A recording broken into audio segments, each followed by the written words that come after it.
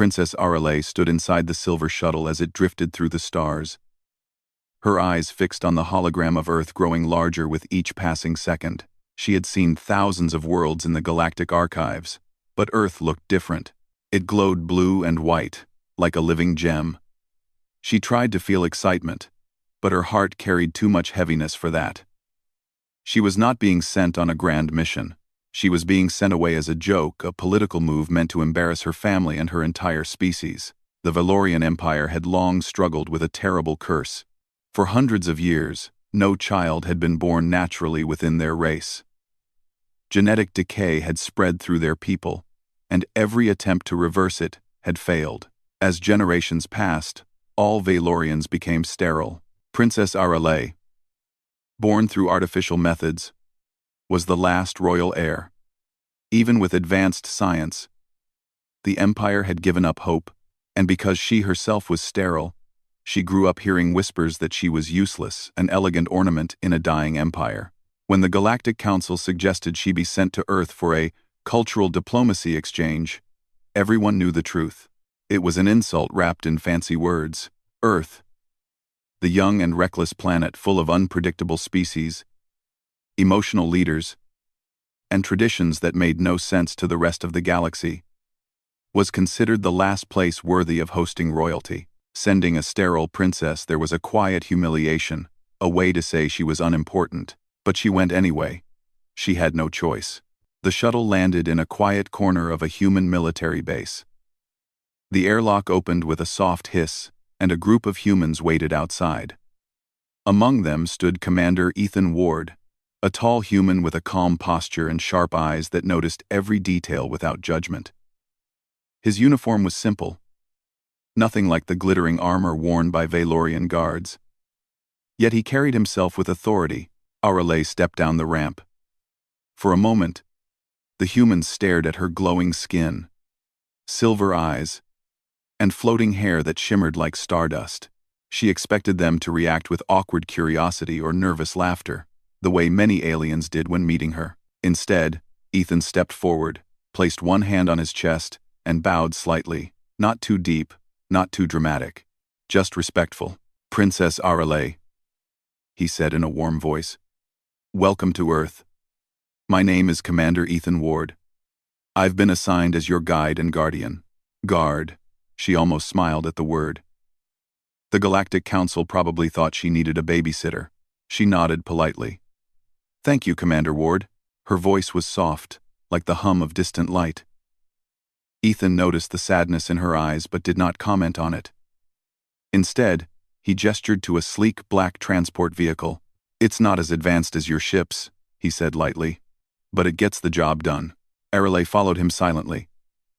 Inside the vehicle, she looked out the window at Earth's trees swaying in the wind. Everything felt strange, too alive, too colorful, too loud.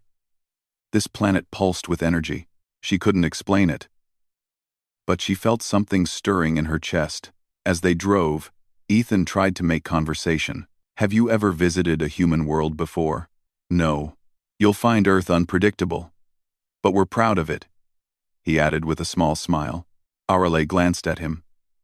I have heard the galaxy considers humans unusual. Ethan chuckled. That's one way to put it. For the first time, she felt a tiny spark of curiosity. Humans spoke openly, without hidden meanings. It was refreshing. They reached the facility prepared for her stay, a comfortable residence near the ocean.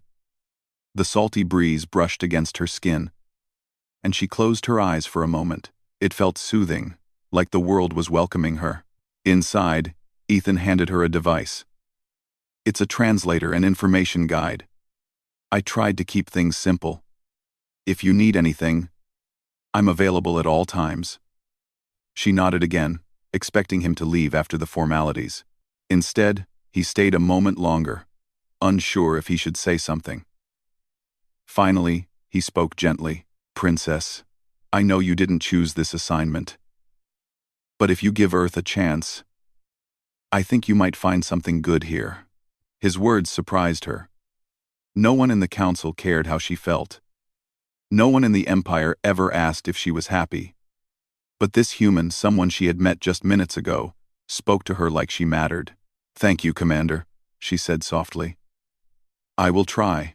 Over the next few days, Ethan accompanied her on tours around Earth. He showed her oceans that stretched beyond the horizon, forests alive with color, cities full of movement and sound. She observed humans closely. They were emotional, stubborn, and imperfect, yet full of energy. They argued loudly, laughed easily, and protected each other with fierce loyalty. They built things with creativity rather than pure logic, often failing but always trying again. One afternoon, Ethan took her to a space research center. Humans were working on new engines, using trial and error and excitement rather than cold precision. She watched them struggle with a malfunctioning component.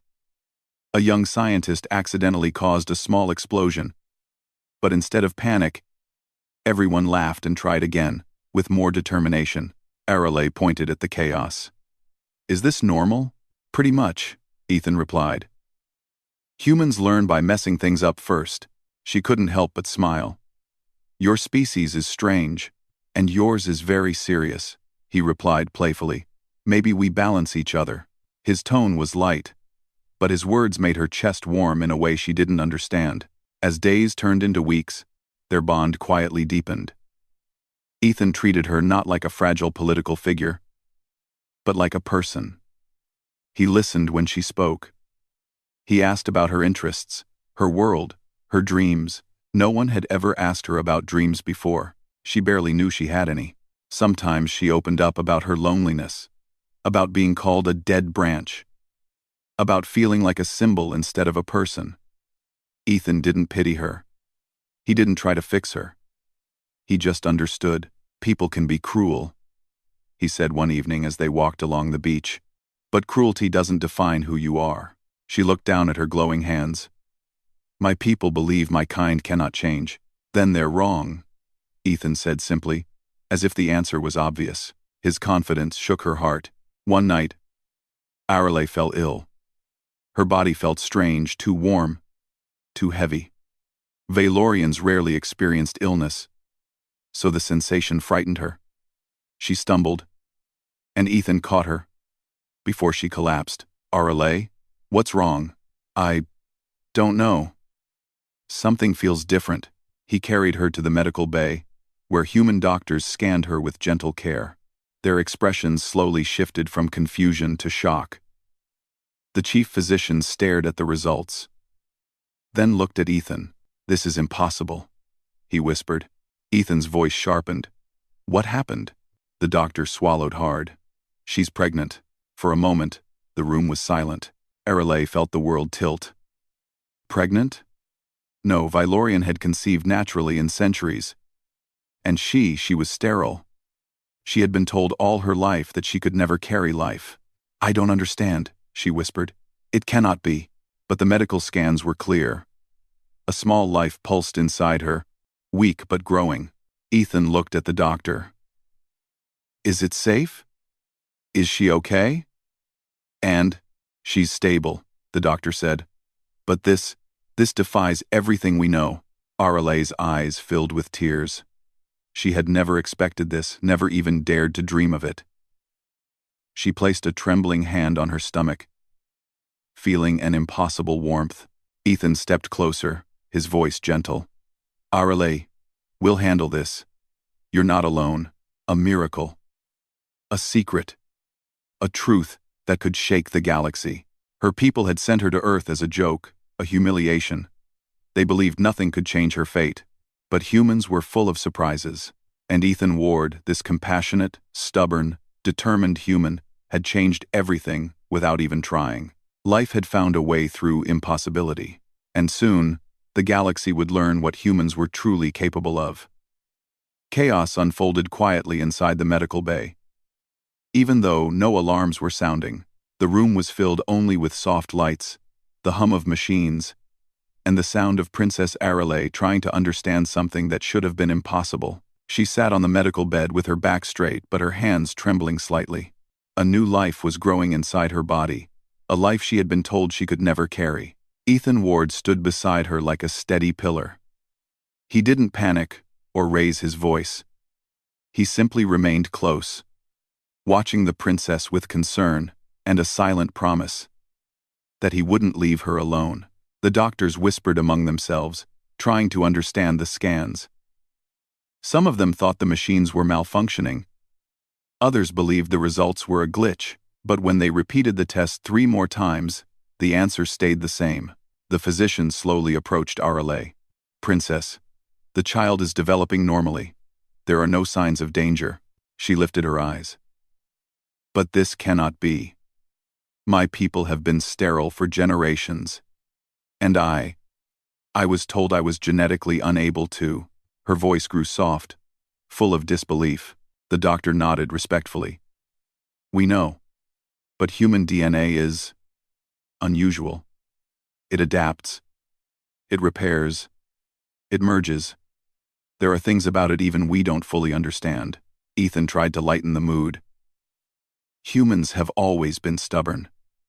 Maybe our genes are too." Arale looked at him. For the first time since arriving on Earth, she felt something strong and warm rising inside her. Something she had never felt before: hope. She had never been allowed to hope for life, but now life had found its way, growing quietly inside her like a small spark waiting to become something brighter. But peace didn't last long. Earth officials were informed of the situation the next morning, not because anyone wanted to spread the news, but because the medical data triggered automatic diplomatic alerts. When the United Earth Council saw the message, they were stunned, and when their shock settled, they realized how dangerous this information could be. Within hours, the Council issued strict protection protocols around Arale. The military base was locked down. Surveillance drones monitored the area. No one could enter or leave without special authorization. The pregnancy was now a matter of global importance. Ethan remained by Arale's side, guiding her through the sudden changes. She didn't complain. She didn't argue, but he could see the worry growing inside her every time she looked at the silver window displays showing her world far away. "What will my people think?" she whispered one evening. Ethan sat beside her. "What do you think?" She hesitated. "They will not believe it. They will think humans manipulated me. Or that it is a false report. Or they will fear it." "Why fear it?" "Because Valorians fear change," she said softly. "They protect tradition more than life." Ethan didn't sugarcoat his answer. "Then they need to change." Arale looked at him with tired eyes. "Empires do not change easily, Ethan. Humans do," he replied calmly. "Maybe we can teach them." His voice always carried a strange confidence, as if he saw something good in situations that seemed hopeless. Arale found herself depending on that confidence more than she liked to admit. 2 days later, the worst part arrived. The Galactic Council found out. A transmission came through the secure holo channel. The glowing image of Chancellor Vorex appeared, his tall figure stiff and eyes sharp. His tone was cold, too calm. "Princess Arale," he said, "we have received unusual news." Arale stood with her hands clasped, expression unreadable. "Yes, Chancellor. The news is true." The Chancellor's face tightened. "This is unacceptable. You must return to Valoria immediately for examination." Ethan stepped forward slightly, but Arale's gentle tilt of her head told him she wanted to handle this herself. "I will not return," she said quietly. "Not yet, Princess," the Chancellor warned. "The future of our species depends on this. You cannot remain on a primitive planet." "I have a present caded by Blees." Ethan's jaw tightened, but Arale continued calmly. "This so-called primitive planet is where life has awakened again within me. Earth is not a threat. Humanity is not a danger." The Chancellor's expression turned colder. "We do not know that." Arale looked down at her hands. "You never believed I could bring new life. Now that it has happened, you want to control it. I will return only when I choose to." "This is not your choice," the Chancellor said sharply. "This is an order." Before Arale could speak again, Ethan stepped forward. "She's under Earth's protection now. You don't get to order her." The Chancellor looked at Ethan like he was an insect. "Human, do not forget your place." Ethan's voice didn't rise. My place is standing with her. Those simple words made Aralay's heart tremble. For someone from a species known for logic and emotional restraint, the feeling inside her was overwhelming. The transmission ended abruptly. But the message was clear. The Valorian Empire would not let this go. Within hours, Earth detected Valorian ships moving toward the solar system, not attacking but clearly preparing for diplomatic force. That was enough to make Earth tense, but where other species might panic, humans reacted differently. News spread through Earth in secret channels. Governments talked quietly. Leaders issued statements about peace, protection, and responsibility. And although the public didn't yet know the details, rumors swirled that something important was happening with the alien princess. Arale watched all this with deep uncertainty. She had never seen an empire like Earth, a place where every leader argued loudly but worked together when danger approached. It confused her but also inspired her. One night, unable to sleep, she found Ethan sitting outside under the stars. "You should be resting," he said gently. "I cannot rest," she replied. "My people are coming. Let them come." She stared at him in disbelief. "You say this like it is easy." "It is simple," he said. "Not easy, but simple." Arale sat beside him. The night was quiet. Earth's moon hung softly above them. "You do not fear them," she said. "Why?" Ethan didn't look away from the sky. "Because fear makes people freeze. Humans don't freeze. We move. We adapt. And when we protect someone, we never do it halfway." Arale's voice was barely audible. "You protect me because of the child?" He turned to her, meeting her eyes. "I protect you because it's the right thing. Child or not." Her breath caught. She didn't know what to say. The next morning, Earth received a direct message from Valoria. A fleet was arriving not to attack, but to escort the princess home by force if necessary. But Earth responded in a way no one expected. Humanity placed their own fleets between Earth and the incoming Valorian ships, not firing, not threatening, just standing firm in formation, sending a message clearer than words. "She is under our protection." For the first time in her life, Arale felt wanted not because she was a royal heir, not because she was a symbol, but because she was a person.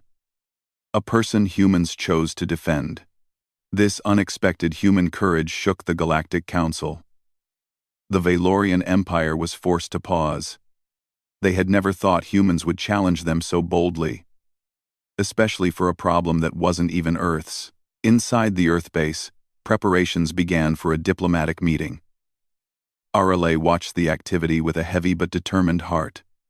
She knew she couldn't hide forever. She had to face her people, even if they didn't want her child. But this time she wouldn't face them alone. "Ethan," she said quietly, "when the time comes, will you come with me?" He didn't hesitate. "Of course," she nodded, relief washing over her. The world around her was changing fast. The galaxy was beginning to whisper. Some said it was a miracle. Some said it was a scandal. Some said humanity had done the impossible again. But inside Arale, the child grew. A symbol of life. A challenge to history. A truth that would force the galaxy to change. And as Valorian ships entered Earth's orbit, the stage was set for the next chapter in a story no one had believed possible. The sterile alien princess had become the center of the greatest discovery in generations. And soon, she would return home not as a symbol of failure, but as the carrier of new hope. The Valorian fleet entered Earth's orbit with silent tension. Their ships were large, smooth, and glowing with blue light, shaped like elegant blades floating in the dark. But despite their beauty, the ships carried a heavy message. They were not here for war, yet they were not here in peace either. They had come to bring Princess Arale home, whether she wished it or not. From the surface, Arale watched the sky through a wide observation window. She could see thin streaks of light, shadows of Valorian ships gliding high above. Her hands rested on her stomach, where the soft stirring of her child reminded her that everything had changed. She was no longer only a princess. She was a mother now, or soon to be one. And she was carrying something bigger than herself. Hope for an entire species. Ethan stood beside her quietly, his posture calm but alert. He had been preparing for this moment from the day the first Valorian message arrived. Earth's diplomats were ready. Earth's defense systems were ready, but he knew Arale wasn't. Not in her heart. "They're here," Arale whispered. "Yes," Ethan said softly. "But we're ready too." Arale looked at him. "Are you afraid?" He smiled a little. A smart man would be. "But no." "Why not?" "Because you won't be facing them alone," he replied. "And humans don't break just because someone tells them to." His words gave her strength. She took a slow breath, straightened her posture, and nodded. Later that afternoon, the diplomatic landing shuttle from the Valorian flagship arrived. It hovered above the landing field like a silver teardrop, then descended slowly. A group of Valorian officials stepped out in shimmering robes. Their faces were calm, but their eyes were cold. Among them stood High Consul Merith, one of the most influential leaders of the Valorian High Senate. Arale recognized him immediately. She had grown up seeing him in the palace. He never liked her. He believed she was a reminder of the Empire's failure. He stepped forward. "Princess Arale," he said in a firm voice, "we are here to escort you home." We are here to escort you home." Arale held her ground. "I will not return under force." Mirith's eyes narrowed. "This is not force. This is duty." Ethan stepped closer, but Arale lifted her hand gently, signaling she would speak for herself. "Duty," she repeated softly. "You mean your duty to control me? To hide me? To pretend I am nothing more than a symbol of failure?" Mirith's jaw tightened. "You speak with emotion. Such behavior is expected from humans, not Valorians." Arale's voice sharpened. "I am carrying life. Real life. Something our people have not had for generations." The Valorian group exchanged nervous glances. Mirith lifted his chin. "We must confirm this in Valorian facilities. Human technology is questionable." Ethan nearly laughed. "Funny. Considering humans succeeded where your empire failed." Mirith glared at him. "You are out of turn, human." Arale stepped slightly in front of Ethan. "Do not speak to him like that. He has shown me more respect and kindness than anyone in the Senate ever has." The Valorian stiffened. Ethan felt warmth in his chest at her words, though he kept his expression steady. After several tense minutes, negotiations began inside a neutral meeting hall. Representatives from Earth and the Valorian delegation sat around a long table. Arale and Ethan sat together on one side, while Merith led the Valorians on the other. The debate began immediately. "The princess must return with us," Mirith declared. "Her condition is too important to leave on this unstable planet." Earth's diplomat replied firmly, "She is safe here. You have no authority to take her by force." Merith's voice sharpened. "The child is Valorian. The princess is Valorian. This matter does not concern Earth." Ethan leaned forward calmly. "The child is half human, and the princess chose to stay." Arale added softly, "My choice matters. You cannot deny me my will." But Merith didn't accept that. "You do not understand what is at stake. This child may be the future of our species." Arale looked down. "Then you should welcome it." Mirith's expression hardened.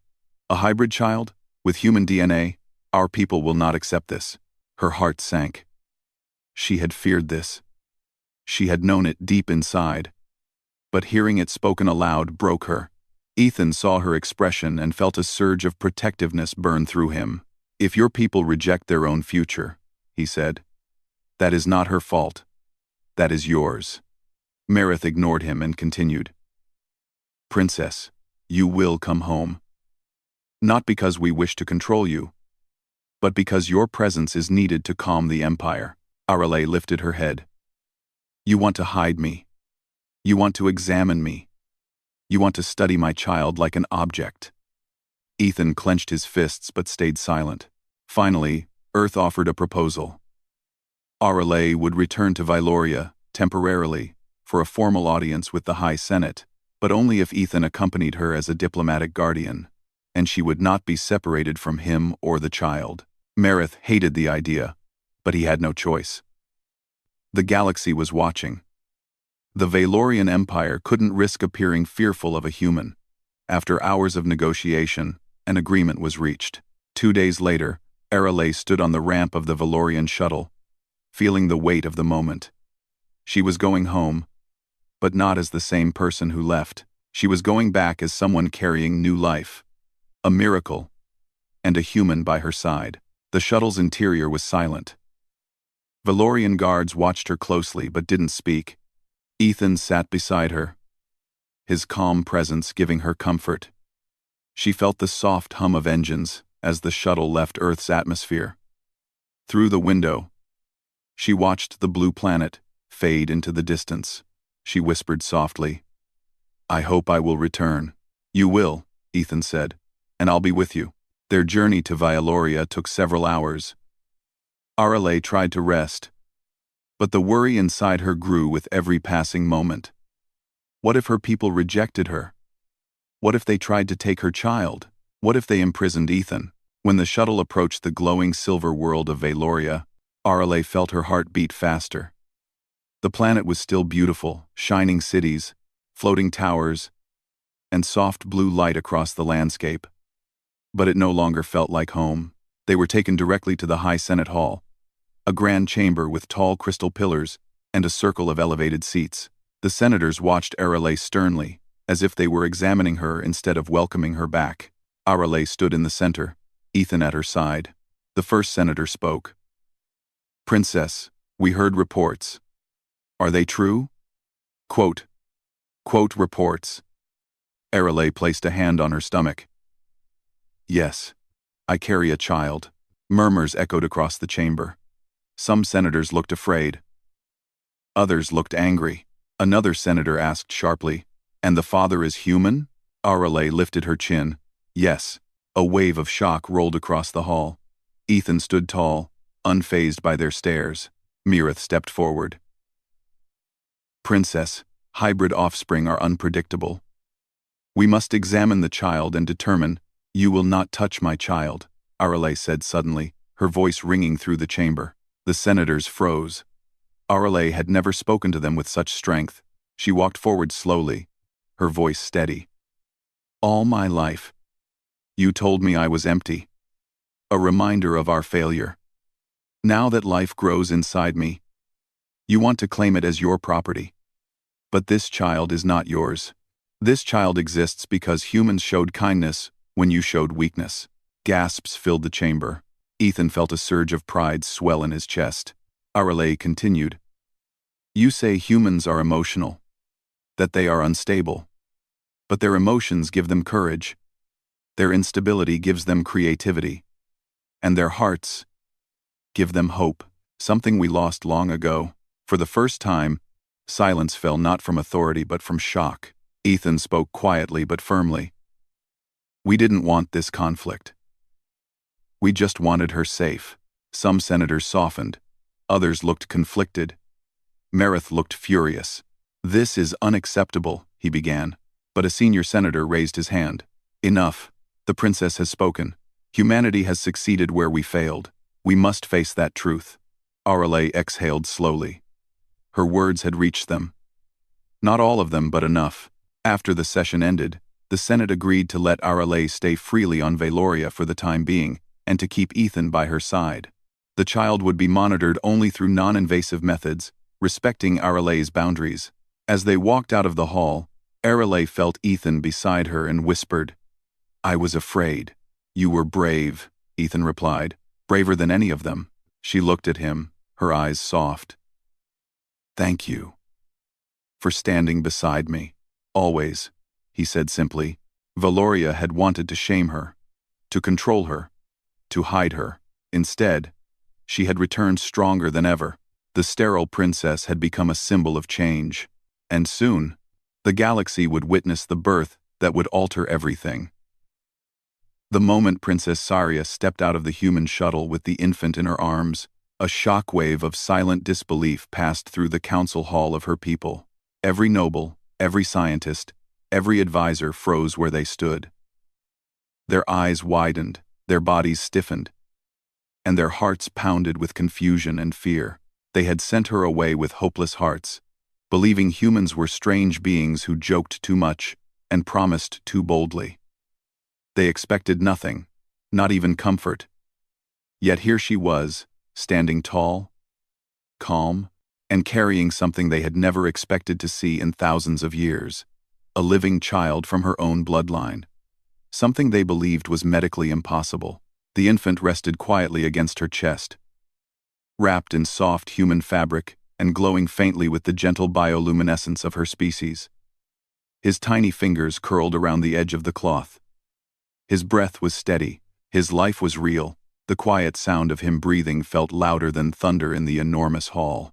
Terran stood beside her, not as a conqueror and not as a servant, but as a friend who shared her journey. His uniform was simple, marked only with the insignia of the Human Scientific Alliance. He did not speak. He did not smile. He simply stood with calm strength, ready to face whatever challenge or hostility arose. Saria knew she could rely on him.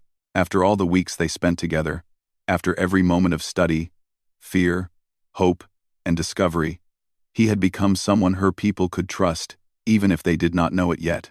The High Counselor stepped forward first. His voice trembled as he spoke. "Princess, what have you brought back?" His tone was not aggressive. It was broken. It carried both fear and wonder. "A future," Saria answered softly. Her voice did not shake. She had carried this truth for days, and was no longer afraid of speaking it. She lifted the child slightly. "A new beginning for our kind." Whispers spread like wildfire. Some nobles gasped. Some covered their mouths. Soldiers who had been guarding the hall stepped back instinctively, unsure if they were witnessing a miracle or a disaster. Saria saw their fear. But she also saw something else, hope flickering deep in their eyes, as if they desperately wanted to believe what stood in front of them. The High Counselor motioned for the scientific committee. The lead researcher approached slowly, her hands trembling as she activated her scanner. "Princess, may I confirm?" she asked, barely breathing. "You may," Saria said. A cone of light washed over Saria and the child. Numbers and symbols appeared in the air above them. The researcher's eyes widened, her jaw slipping open.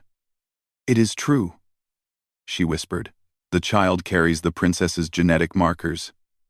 And—" She paused as more data came in. Her voice broke. "He carries stable life patterns. No decay. No genetic collapse. No sterility markers." A wave of gasps rolled through the room.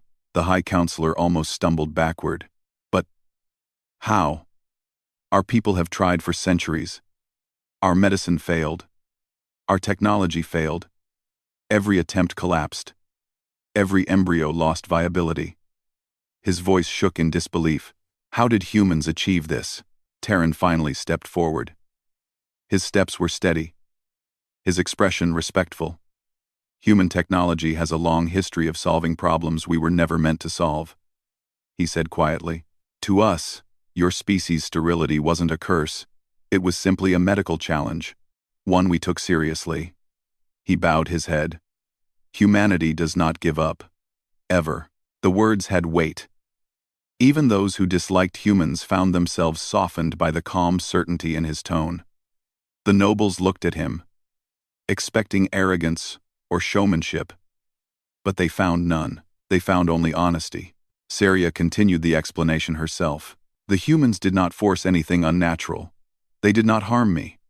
They studied our biology with respect. They used their advanced genetic repair methods to stabilize our ancient weaknesses. They healed what our ancestors lost over time. The child was created through safe scientific intervention. No harm. No violation. Only biological restoration." The hall remained silent for a long moment. Some nobles still appeared uncertain, others looked relieved. A few were openly crying. Their species had been facing extinction for generations, They had lived with quiet grief, knowing their line would one day vanish. The princess standing there with a child meant everything they believed about their future was wrong. Maybe the universe had not decided their end after all. The High Counselor slowly approached the child. His old hands trembled. He had served 3 rulers, guided countless difficult decisions, and seen the empire rise and fall. But nothing had ever shaken him like this moment. He looked at Saria with a softened expression. "May I see him?" Saria nodded and carefully lowered the child so he could take a closer look. The counselor saw the infant's glowing eyes flutter open. For a moment the child stared up at him with curiosity, as if sensing the importance of the moment. A single tear fell from the counselor's eye. "He is real," he whispered. "Life has returned to us." A quiet wave of emotion spread through the hall. The tough soldiers lowered their weapons in respect. The nobles bowed their heads. The scientists stood taller. Hearts lit with new purpose, the princess felt the weight on her shoulders lift. For the first time in her life, she felt truly seen, not as a symbol, but as someone who had done something meaningful. Then something unexpected happened. A group of elders stepped forward, kneeling before her. "Princess Saria," one of them said in a trembling voice, "we sent you to the humans as a gesture of surrender." Or mockery. "We did not believe in their words. We did not believe in you, yet you returned with the greatest gift our people have seen in ages." The elder lowered her head even more. "We owe you an apology, and our gratitude." Saria felt emotions swell in her chest. She looked at Terran for a brief moment, and he gave a small nod of reassurance. She took a deep breath. "I accept your apology, but I want you to understand something. I did not succeed alone. Human hearts stood with me when my own people had given up. Terran and his team believed in my value even when our own advisors believed I was nothing more than a symbol." Terran rubbed the back of his neck awkwardly, clearly uncomfortable with praise. A few nobles watched him carefully. They saw no arrogance in him, only sincerity. The High Counselor turned to Terran. "Human, what do you ask in return for this miracle? Resources? Technology? Influence?" Terran shook his head. "Nothing," he said simply. "Humanity does not help for a price. We help because it is right, and because your princess trusted us. That is enough." The room fell silent again, this time in pure astonishment. Many aliens had dealt with humans before, but rarely had they met one who spoke with such simple conviction. Something changed in their expression. Fear slowly faded. Respect began to take its place. One noble stepped forward cautiously. "Human Terran, would your people help more of us? Not just the royal line?" Terran nodded. "If you wish it, we will." The noble swallowed hard and bowed. Others followed. Soon, nearly the entire hall bowed towards Saria and Terran, something no one in their history had ever expected to see. Saria felt her heartbeat quicken, not out of fear but out of overwhelming hope. For the first time, her people believed in life again, but she knew this was only the beginning. The High Counselor straightened. "Princess, will the humans help us rebuild our future? Not just through medicine, but through partnership?" Saria looked at Terran. He spoke first. "Humanity stands with those who stand with us," he said warmly. "If your people choose a peaceful path, we will walk with you." The council nodded as one. Old grudges, old fears, old insecurities, they faded like dust. Saria raised her voice, clear and steady. "Then let this day mark a new era. Not one of doubt or despair, but one of unity. Let my child be the first symbol of hope. Let humans and my people walk together into a new future." The hall erupted with emotion. Some cried openly, others laughed with relief, and many stood taller than before. The future that once seemed dark now glowed with possibility. As Saria stepped forward with the child in her arms, Terran walked beside her. Not as a savior, not as a conqueror, but as a friend. Their steps echoed through the grand hall. Behind them, a new alliance was being born. Ahead of them, a future filled with hope awaited.